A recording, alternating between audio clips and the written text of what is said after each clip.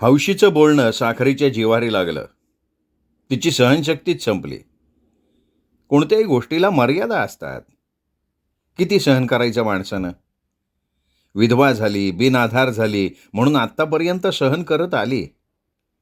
काही काम नाही, धाम नाही. बसल्या जागेवर तिला सगळं द्यायला लागतं, तरी पण चोराच्या उलट्या बोंबा. साखरीचं अंग भरून आलं. अंगात ताप भरला. डोकं फणफणायला लागलं. सुन्या घरात आला तसं त्याला डोकं दाबायला सांगितलं.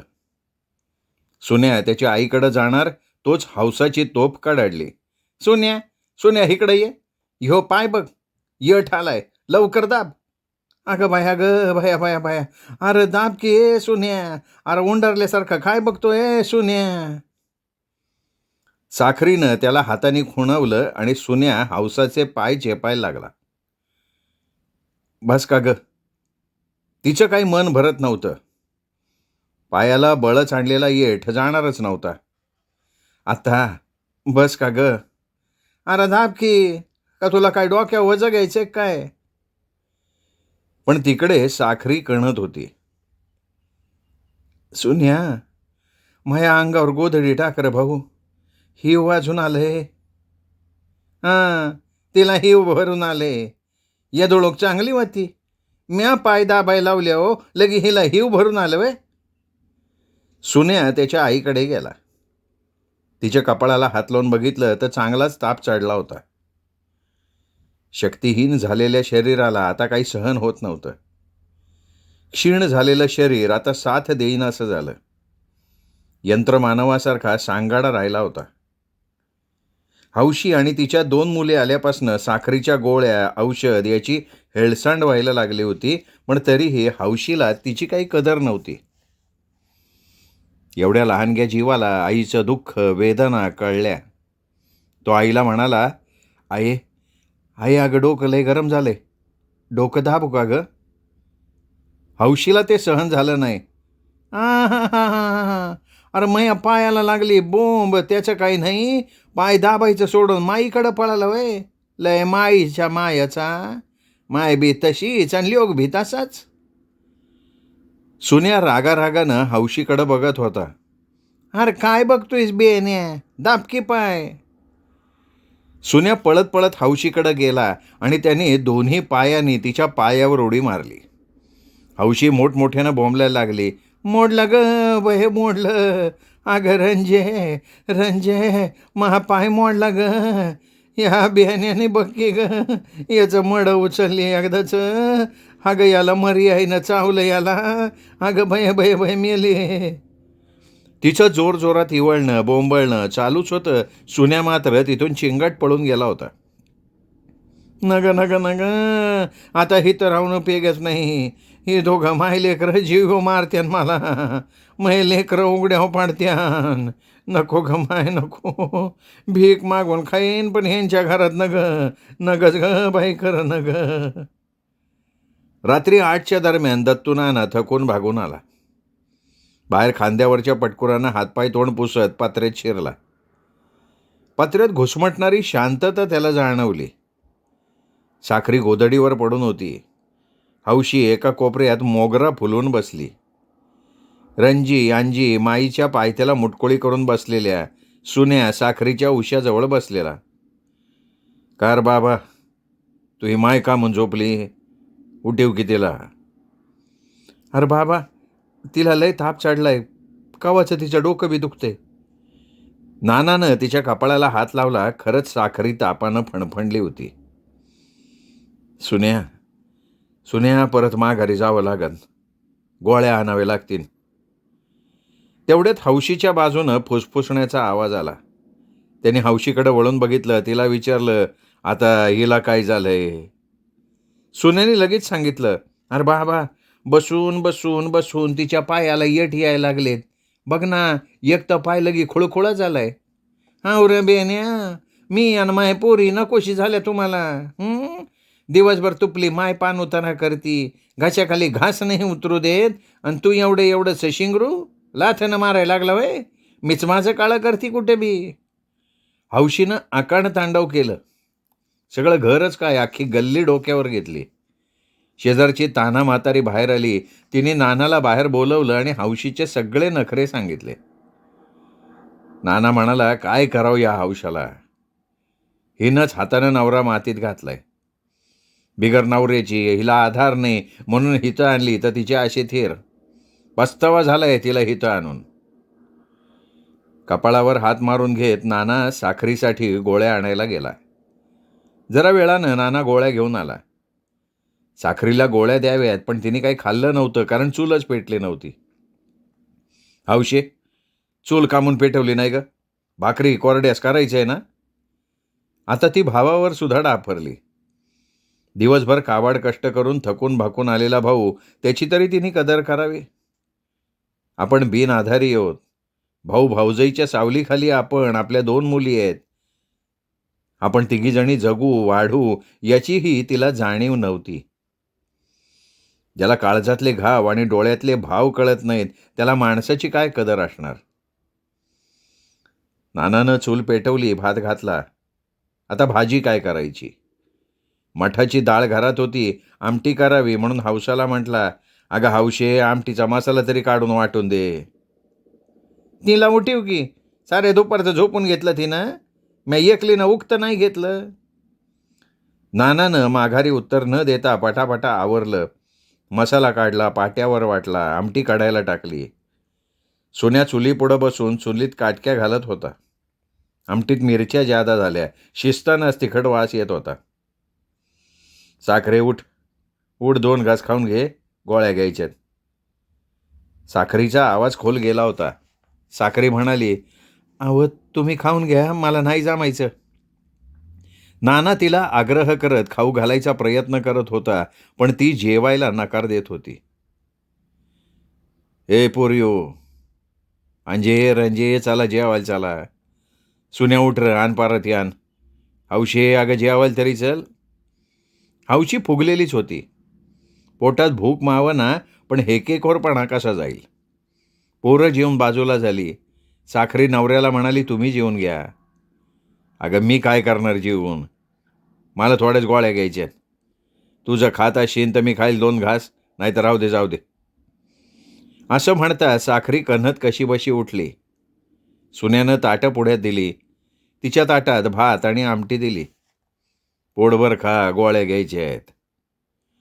तिच्या जीवावर आलं होतं खायचं, पण नाही खाल्लं तर नवरा थकून भागून आलेला तो उपाशी राहील म्हणून बळजबरीने 2 घास घशाखाली उतरवले, गोळ्या घेतल्या. रात्र बरीच झाली होती. रात्रीची झिंग चढली होती. दिवसभरी सैरभैर वाऱ्याच्या वेगानं पळणारं जग आता शांत झालं. रात्रीच्या पोटात विसाव्यासाठी सगळी गडप्प झाली. झोपडपट्टीत नीरव शांतता होती. नाना सुन्याला घेऊन बिछाण्यावर आडवा झाला. थकलेलं शरीर लगेच झोपेच्या अधीन झालं.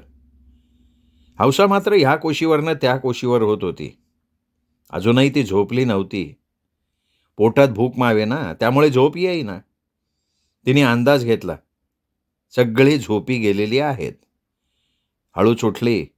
पातेल्यात असलेल्या भातात आमटी ओतली आणि चाटून पुसून खाल्ली. खरकटं ताट पातेलं बाजूला सारून दिलं. पाणी प्यायला उठली. पाणी पिऊन वलानीला टाकलेल्या कोपरीचे खिसे तिने चापले. 30 रुपयाशिवाय जादा काहीच मिळालं नाही, तरी ते काढायची काही विसरले नाही. चोळीत 30 रुपयाचं पुडकं सरकवलं आणि अंजीच्या बाजूला जाऊन अंग टाकलं. रोजच्या सवयीप्रमाणे भोंगा वाजला. दत्तू नाना उठला. देवठणीवरची चिमणी विझली होती. उशाला काड्याची पेटी चापली. काडी पेटून चिमणीला लावली. चिमणी पेटे ना, कारण चिमणीत रॉकेलच नव्हतं. डब्यात 1 लिटर रॉकेल होतं. डबा घेता घेता रंजीच्या पायावर पाय पडला, चेंगरला. रंजी मोठ्यांदा केकाटली. हौसा ताडकन उठली. दत्तू नानानं रंजीला समजावलं, दापलं सुद्धा. रॉकेलचा डबा घेतला. चिमणीची वात रॉकेलमध्ये बुडवली. चिमणीला लावून वात पेटवली. घरभर प्रकाश झाला. साखरीला हात लावून बघितलं, तिचा ताप उतरला होता. हळू आवाजात तिला उठवायचा प्रयत्न केला. तिने हुंकार देत कूस बदलली. दत्तू नानाचा जीव भांड्यात पडला. उठती का, उठ की जरा, उठ उठ ग, चुळभर चहा करतो. चहा घे थोडासा, म्हणजे जरा तरतरी येईन. आव ना ग, पडू द्या मला जरा. नानानं बाहेरची चूल पेटवली. गळा नसलेल्या भांड्यात आंघोळीला पाणी ठेवलं. आकुटानं दात घासले. बादलीत पाणी घेऊन पत्र्याच्या बाजूला अंगावरनं पाणी घेतलं. तोपर्यंत साखरी उठली. तिने चुलीवर चहा ठेवला. चूळ भरली. तोंडावरनं पाणी फिरवलं. पदरानं तोंड पुशीत चुलीजवळ आली. एक कपात आणि दुसरा परातीत चहा ओतला. कप नानाला दिला. परात तोंडाला लावली. नाना फुर्र फुर्र आवाज करत चहाचा घोट ओढत होता. नानाला ऐकू जाईल असं हळूच बोलत होती. वय, मी काय म्हणते, बायाचं लय म्हणावं नका धरू. अहो नीत मड, त्याला कोण रड? एकट्याच्या जीवावर चाललंय ह्याची कदर आहे का तिला? कितीही तुपात मळा, साखरेत घोळा, पण काय बी फरक पडत नाही. नाही नाही ती बोलली हो लेकराला, किती कोसलं. समदनी मोठं ऐकून घ्यायला लागतंय. आपण तोंडी लागावं तर रणकी मुंडकी सहन होईना असं लोक म्हणत्यान. पण जाऊ द्या, तुम्ही नका म्हणाव घेऊ. अर्धा अंग राहिला नाही. अहो स्वतःकडं जरा लक्ष द्या की. तिकडं जरा जीवाला 2 घास खात जावा. तिने नवऱ्याची समजूत काढली. नानानं उपरण्याचं पटकूर खांद्यावर टाकलं. कोपरीच्या खिशात हात घातला. खिसा मोकळा झालेला होता. हात तसाच खिशात ठेवून साखरीला म्हणाला, साखरे, आज बी खिशातलं पैसे गेलं ग. गेलं? कोपरी कुठं उशाला होती का? नाही ग, वालाणीला ठेवली होती. पण मी जिथं कोपरी ठेवली होती तिथं मात्र नव्हती. ती आवशीच्या उशाला होती. हां, म्हणजे आज पण डाल्ला मारला. बाय बाय, काय म्हणावं या साठवा बाईला. आई तर खाती वरून रक्ताचं पाणी करून कमवलेलं पैसे बी ठेवना. बघा बाई, मी तरी काय बोलणार, तुमची बहीण आहे नाही का. मी काय बोलणार तुमच्यात. एक काम करा, तुमच्याजवळ जे काय उरतीन ते मायाजवळ देत जा, मी बराबर ठेवत जाईन. हौसा आंघोळीला गेली म्हणजे लुगड्यापेक्षा चोळीला जास्त जपत असे. चोळी कधी नजरेआड होऊ देत नव्हती. महिनाभरात कोपरीतनं 60 रुपये गेले आणि त्याचा दत्तू नानानं गाजावाजा केला. सुन्याला त्याने जबरू विचारलं. नानाला माहिती होतं पैसे चोरले कोणी, पण त्याने मुद्दाम सुन्याला टार्गेट केलेलं होतं. साखरे, तू काढले का ग पैसे? साखरेनी मान हलवली. मला जागचं उठवणं आणि पैसे घेऊन मी करू काय? सुन्या, मला सांग, पैशाची काय भानगडे? माझ्या कोपरीतनं पैसे जायला लागलेत. हे बघ सुन्या, माझ्या घामाचे आणि काष्टाचे पैसे होते ते. मला संध्याकाळ पोत पैसे पाहिजे सांगून ठेवतोय, नाही तर कुत्रीची आईसारखा मारल मी. नाना सुन्याला मुद्दाम बोलत होता. अरे पण बाबा, मी कशाला घेऊ पैसे? मी नाही घेतले, आणि मी घेतलेच नाही तर मी देणार कुठनं तुला? नानानं खरं टेन्शन घेतलं होतं. राबायचं, रुपया रक्त आटून गोळा करायचा आणि घरी त्या पैशावर दुसऱ्यानं ताव मारायचा. रागात नाना घरातनं बाहेर पडला. सुन्या त्याला आडवा होऊन म्हणाला, बाबा तू ऐक ना माझं, मी बराबर पैशाचा शोध लावतो आणि तू हे पैसे तुला बघून देतो, पण आजच नाही हा, मला चान्स मिळेल तेव्हा. ठीक आहे असं म्हणून नाना आपल्या कामावर निघून गेला. कधी नाही, पण आज पैशाचा बोभाटा झाला. बायकोला विचारलं, पोराला विचारलं, पण मला नाही विचारलं. त्यामुळे हौशीसुद्धा टेन्शनमध्ये आली होती. सुन्यानं मात्र डूख धरला होता. तो संधीची वाट बघत होता. हौसा 3-4 दिवसातनं आंघोळ करायची. 4 दिवस तोंड धुण्यावर भागवायची. त्या दिवसापासनं सुन्या करंगळीचं बोटवर करून वर्गाच्या बाहेर यायचा, घराकडे चक्कर मारायचा, अंदाज घ्यायचा. शनिवारी मीटिंगला जायचं म्हणून शाळा लवकर सुटली. मुलं घरी आली, सुन्याही घरी आला. चुलीवर पाणी तापतंय हे त्यांनी बघितलं. आज हौसाचा आंघोळीचा दिवस होता. आज वजरीची आणि तिची भेटगाठ होती. सुन्यानं सगळा अंदाज घेतला. हौसा दगडावर शिकेकाई वाटत होती. आठवडाभरची दरिद्री आज निघणार होती.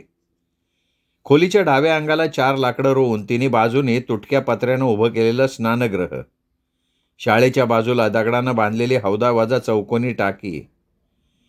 हौसानं 2 खेपा तिथनं भरून आणल्या. पाण्यासाठी मोठा टब स्नानगृहात ठेवला. त्यालाच न्हाणी असंही म्हणत. त्याला कोणी मोरीसुद्धा म्हणत. टब भरून पाणी घेतलं आणि हौसा स्नानगृहात शिरले. चोळीत असलेला लहान बाटवा, तंबाखूची पुडी अलगद काढली. चोळीची बटणं काढून ती बाजूला केली. तिच्यात बाटवा आणि तंबाखूची पुडी सुरक्षित गुंडाळून ठेवली. डोक्यावरनं पाणी घेतलं, शिकेकाई लावली. केस मोकळे होईपर्यंत केसाची मालिश चालू होती. शिकेकाईचं पाणी डोळ्यात जाऊ नये म्हणून डोळे मिटून केस धुणं चालू होतं आणि तेवढ्यात सुन्यानं डाव साधला. पडदा वर करून बाजूला गुंडाळी करून ठेवलेली चोळी बाहेर काढली. ती उलगडली. बटवा आणि तंबाखूची पुडी घेतली. चोळी गुंडाळली, परत त्याच जागेवर ठेवली आणि सुन्या चोर पावलानं तिथनं निघून गेला. बटवा आणि तंबाखूची पुडी दप्तरात नेऊन ठेवून दिली. खेळता खेळता त्याचं लक्ष दप्तराच्या पिशवीवर होतं. त्याला शंका आली म्हणून दप्तर गोधडीत लपवून ठेवलं. हौसाची आंघोळ झाली, पण हौसा स्नानगृहातनं बाहेर येईना. आतूनच ते रंजीला अंजीला आवाज देत होती, पण तिथे त्या दोघींचा तपासच नव्हता. नाविलाजानं तिला बाहेर यायला लागलं. इकडं तिकडं बघितलं, पण अवतीभोवती कोणीच नव्हतं. चेहऱ्यावर बटवा गेल्याचं दुःख आणि कावरेबावरेपणा झाकू शकला नाही. बटवा गेला. कुणी नेला? चिडचिड चालू झाली. समोरनं अंजी कुल्फी खात खात आल्या. हौसानं बघितलं, आवाज दिला.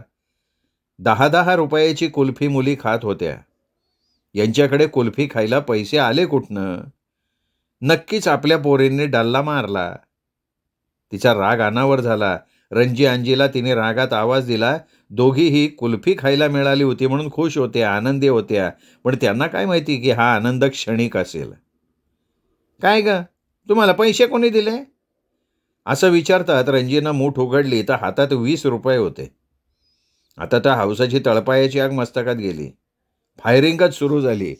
रंजी अंजी अचानक झालेल्या प्रकारानं घाबरून गेल्या. हौशीच्या मारामुळे हातातल्या कुल्फ्या पडल्या. हौसा तडा तडा तडा मारत होती. सांगा, पैसे कुठं घावलं? पैसे चोरायला लाज नाही का वाटली? माझा बाटवा कुठे आहे?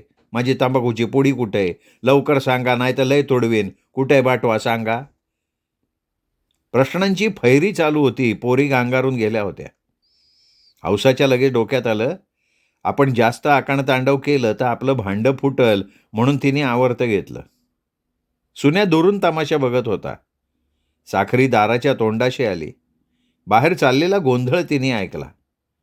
हौशी दमदाटी करून पोरींना दबक्या आवाजात विचारत होती. पोरी हमसून हमसून रडत होत्या. साखरीनं बाहेर डोकून विचारलं, काय ग, काय झालं पोरी हो? हौशी पुन्हा गरजली, आवाज करायचा नाही हा. एक सबूत तोंडा बाहेर पडला तर याद राखा. हौशीच्या धाकामुळे पोरी शांत झाल्या. वातावरण तापलेलं होतं. हौसामधली धगधग लवकर शांत होणार नव्हती. हातोपदरी आलेलं सगळं गेलं होतं. कष्टानं जरी नसेल तरी हिमतीनं चोरून जतन करून ठेवलेलं धन तिच्या हातातनं गेलं होतं. हौसाला दिवसभर करमलं नाही. जेवणसुद्धा गोड लागलं नाही. नजरेपुढे बटवा आणि तंबाखूची पुडी यायची. ती ओठातल्या ओठात काहीतरी पुटपुटायची, ताळ करायची. पत्र्यातनं उठली. पोरींना तिने बाहेर काढलं. झोपडपट्टीपासून तुटक असलेल्या खुरटलेल्या लिंबाच्या झालाखाली ओढत ओढत नेलं. तिथं कोर्टं उभं केलं. दोघींना दमदाटी देऊन विचारायला लागली, आता त्या पोरींनी बटवा चोरलाच नव्हता तर त्या कबूल होणार तरी कशा? मग कुल्फी खायला पैसे कुठून आले, हा प्रश्न मिळाला. तर एका भल्या माणसानं तिथे जमलेल्या 7-8 लेकरांना कुल्फी दिल्या आणि प्रत्येकाच्या हातात 10-10 रुपये दिले. दोघी बहिणीत 20 रुपये रंजीच्या हातात दिले आणि तो माणूस निघून गेला. आता प्रश्न आला की बटवा नेला कोणी? कारण साखरी घरातनं बाहेर निघत नव्हती. सुन्या शाळेत गेला होता. अंजी खेळायला गेल्या होत्या. मग डाव साधला कोणी? नक्की कोणीतरी हेर लावून डाव साधलाय. तो दिवस कसा गेला तिचं तिलाच माहिती. सूर्य मावळतीला गेला. रानपाखरानं आपापल्या घरट्यात यावं, चिल्यापिल्यांना भेटावं. रात का होईना पण त्यांच्यासोबत वेळ घालवावा. सकाळपासून काबाड कष्ट करणारी झोपडपट्टीत परत यायला लागली. दिवा लागण झाली. रंजीला चिमणीत घासलेट ओतायला सांगितलं. चिमणी पेटली तशी अंजी म्हणाली, आहे मला लय भूक लागली, भाकर द्या ना. आता खाय मलाच, रागात हौशी म्हणाली. टोपल्यात चतकोर भाकर होती. अंजी घेऊन खात होती. सुन्या धावत धावत पत्र्यात शिरला. त्याने टोपलं उघडलं तर त्यात भाकरी नव्हती. हायला रे, टोपलीत बी भाकरी नाही. आये, आय कर ना ग भाकरी, लय भूक लागली. पीठ आहे ना आये, कर की. हाय बाबा, पीठ आहे. मग कर की आय भाकरी. आज सुन्याचा वाढदिवस होता. सकाळी साळवे मॅडमने त्याला शुभेच्छा दिल्या होत्या. त्याच्या हातात 20 रुपये ठेवले होते. वर्मा सरांनी त्याला 20 रुपये दिले होते. त्यांनी ते जपून ठेवले होते, पण आत्ता पोटात भूक मावेना. कमरेवर हात ठेवून तो आधाशासारखा टोपल्याकडे बघत होता. साखरी उठली, चुलीकडे सरकली, तिथला पसारा आवरला. पिठाचं जवळ घेतलं, काटक्या चुलीत घातल्या. इतक्यात दत्तूनाना पिशवीत ओझं घेऊन आला. पत्र्यात शिरताच चुलीकडे बघितलं. काय करती ग? नानानं साखरीकडे बसून विचारलं. अव, या पोरीला आणि सुन्याला भूक लागली, तेव्हा लगेच भाकरी थापून घेते. पिठाचा डाबा जवळ घेत साखरी म्हणाली, थांब थांब थांब, स्वयंपाक करू न ग. अगोदर चहा कर. यो स्वयंपाक आलाय बघ आज. अगं बाया, काय आणलंय हो? वास येई नका तुला. मी हातपाय धुवून येतो, तवर चहा ठेवू, मग थोड्या टायमाने जेवू. असं म्हणून नाना हातपाय धुवायला बाहेर गेला. त्याच्या मागं सुन्या गेला. सुन्यानं हळू आवाजात त्याला सांगायला सुरुवात केली. इतक्यात त्याच्या वर्गातला मन्या धावत आला आणि म्हणला, ए सुन्या, अरे मै बुक दे ना, महाभावा अभ्यास घेऊन राहिला. सुन्यानं दप्तर बाहेर आणलं, त्याचं पुस्तक त्याच्या हवाली केलं आणि हळूच दप्तरातनं बटवा आणि तंबाखूची पुडी काढली, नानाच्या हवाली केली. नानानं बटवा उघडून बघितला, त्याला धक्का बसला. तंबाखूची पुडी उलगडून बघितली. त्याच्या खिशातनं गेलेले 60 रुपये त्यात होते. त्यांनी सुन्याकडे बघून विचारलं, आत्याला माहिती नाही ना? नाही रे बाबा, अरे डोळे झाकून आंघोळ करत होती, म्या मारला डालला. अरे पर अंजी रंजीवर तिने शक धरला. लय मारलं बाबा त्या दोघींना तिने. दत्तूनाना हातपाय धुवून पत्र्यात आला. नानाजवळ अंजी रंजी येऊन बसल्या. सुन्या बापाच्या मांडीला मांडी देऊन बसला. नाना साखरीला म्हणाला, साखरे वाढ ग सगळ्याला. सुन्यानं बापाला विचारलं, हॉटेलातनं आणलं का रे? नाही रे बाबा, हॉटेलातनं आणायला किती पैसे लागले असतं. साखरीनं पत्रावळीत झाकलेली बिर्याणी उघडी केली. तोच सुन्या हुशी मारून हातावर हात मारून म्हणाला, अय्यो बिर्याणी, अगं ग ग ग ग, लयच मज्जा झाली गाड्या. दुसरं पुडकं सोडलं, त्यात भला मोठा केक होता. अय्यो, केक बी, आयला लय भारी केक आणला बा तू. रंजे, रंजे पाहिलं का महा बाप कसला भारी येते. बाबा, बाबा खरंच तू लय चांगलं आहे. अरे बिर्याणी काय, केक काय. बाबा, अरे मयावाला वाढदिवस आहे म्हणून आणलं ना तू? दत्तू नाना त्याच्याकडे आश्चर्यानं बघत म्हणाला, तुया बी ध्यानात आहे वय वाढदिवसाची तारीख? अरे नाही ना बाबा, सकाळी आमची मॅडम मला म्हणली हॅप्पी बर्थडे. हे बघ, त्याने खिशातनं पैसे काढून दाखवले. मॅडमने आणि सरांनी दिले माझ्या बर्थडेचं बक्षीस. सुन्या खुश होऊन सांगत होता, लय नशिबवान नाही रे तू. अरे बांगल्यावर साहेबाच्या पवाराचा वाढदिवस होता. सकाळीच मला सांगितलं होतं. सांच्याला गेलो. अरे काय बाबा, मोठी लोक ती. लय भारी केला बा बड्डे. समधी माणसं जेवाय बसली. साहेब म्हणलं, ना ना तू बी बाई जेवाया. पण मी म्हणलो, नको साहेब, माया वाट्याचं बांधून नेल मी, पोरग बी खाईन. आता हे साहेबाच्या बायकोनी ऐकलं. थोड्या वेळानं पत्रावळीत आणि डब्यात गोडाळून दिलं. मी म्हणलं, बाईसाहेब इतकं काय आला? घरच्याला पण डबा दिला आणि सोबत केक बी दिला तिने. म्हणली जा खाऊ घाल लेकरांना. मग काय घेतला, निघालो तडा तडा घरी. आलो. झाला का नाही तुझा बड्डे साजरा? मग बाबा, त्या तुझ्या साहेबाला म्हणावं आठवड्यातनं एकदा करत जा बड्डे. अरे आपली लय मज्जा होईन. सुन्यानं पहिला सुरीनं केक कापला, सगळ्यांनी खाल्ला. मग बिर्याणीवर ताव मारला. जेवता जेवता नाना म्हणाला, काय हौशे, काय झालं लय गपगप? अरे काही नाही, लय भूक लागली होती, जेवायची वाट बघत होते. असं वे, मग खा की पोटभर. सुन्या आईकडं बघून म्हणाला, आये ते तंगड दे की मला. साखरीनं लेग पीस काढून त्याला दिला. खाता खाता त्याच्या हातातनं निसटला, खाली पाडला. आईला कोणाचा डोक लागला काय ना बा. इकडून हौशीनं लगेच हुसळी मारली. ए बेन्या, काय याचा डोक लागला रे? आम्हाला कधी मिळतच नाही जसं. तुलाच खाता येईना. कधीच्या नव्हतं मिळालं गटकन गेलं. हां, काय गुपचूप? आता बसल तर सोन्या कसला. त्यांनी विचारलं, आते तुला येऊन किती दिवस झालं ग? किती दिवस झालं रे बाबा? झालं की 6 महिनं. नानाने सांगितलं. बघ आते, 6 महिने झालं. 6 महिन्यात ही एकदाच बिर्याणी घरात आली. मग तुला केव्हा मिळाली ग खायला? म्हणा आम्हाला नाही मिळत का कधी? साखरेने त्याला दापलं. म्हणाली, जेवून घ्या अगोदर. जेवाय बसल्यावर बाता नाही मारू. गोमान जेवून घ्यावं.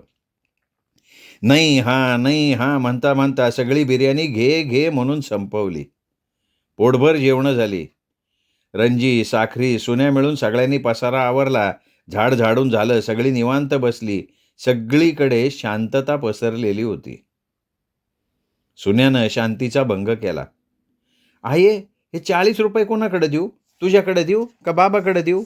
अरे बाबा, तुझ्या आईकडे दे. हौशी हरवल्यासारखी होती, पण शांत होती. आता मात्र वादळ उठलं होतं. तिला सोन्याचा संशय आला की ह्याच्याजवळ इतके पैसे आले कुठून? पण तिने जरा नरमाईनं घेतलं. दत्तू नानानं कोपरीतनं हळूच बटवा काढला, समोर ठेवला. हौसाची नजर जाताच ती पुढे झेपावत म्हणाली, हा बटवा तुझ्याकडं कसं काय गेला? आण तो बटवा इकडं. असं म्हणत ती पुढे सरकली. नानाच्या हाताला झटायला लागली. हौशे, तू थांब जरा. हे बघ, तुझा बाटवा मला काय माहिती? यो त्या साहेबिनीने बाटवा दिलाय मला. तू हा बाटवा म्या कशावाय घेऊ? आणि तू हा बाटवा घ्यायला मी घरी तरी होतो का?